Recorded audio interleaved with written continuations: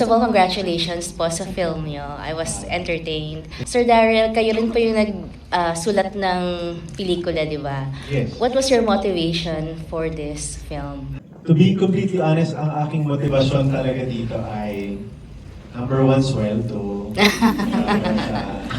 Hindi, sa totoo lang, I was not about to do the film. Ang nagre-request talaga nito is yung ako ni Boss Vic.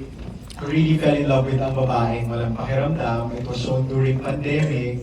Tapos character ni Gerald doon, si Momo. Parang ano lang siya, parang secondary character. I Ang see. bida talaga doon was Kim Molina. Ah. Was the sickness na hindi siya nakakaramdam. Tapos,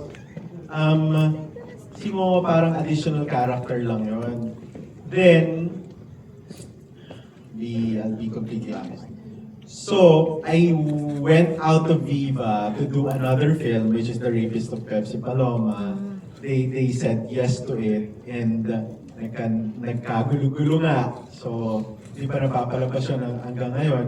So, when I went back to Viva, I was asking for, they asked for a meeting, and they said maybe I can have another movie to be shown this year because my contract requires me at least one film a year at least.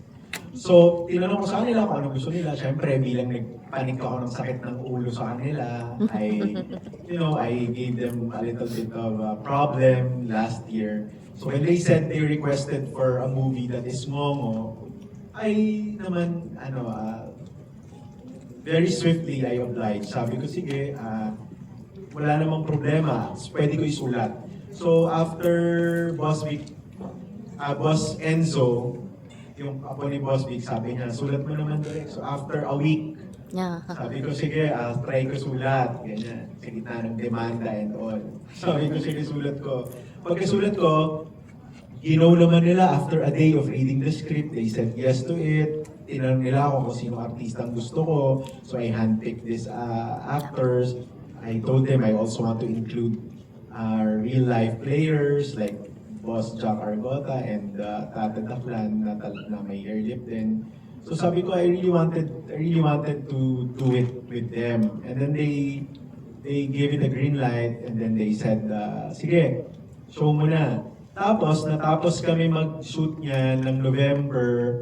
Sabi nila, gusto nila i-showing ng August. So I was doing things kasi relax, yun nga lang. Sabi nila, show na natin ng June. So nagmadali din kaming i-edit. And also, super busy ni Gerald. Gerald, it's like parang mga 3 films this year. Yeah, tapos ito yung last na sinut niya. Ito pa yung first na iso-showing. So, ayun, nagkagulo-gulo kami. Okay naman, magulo naman yung pelikula itself. That's the story behind it.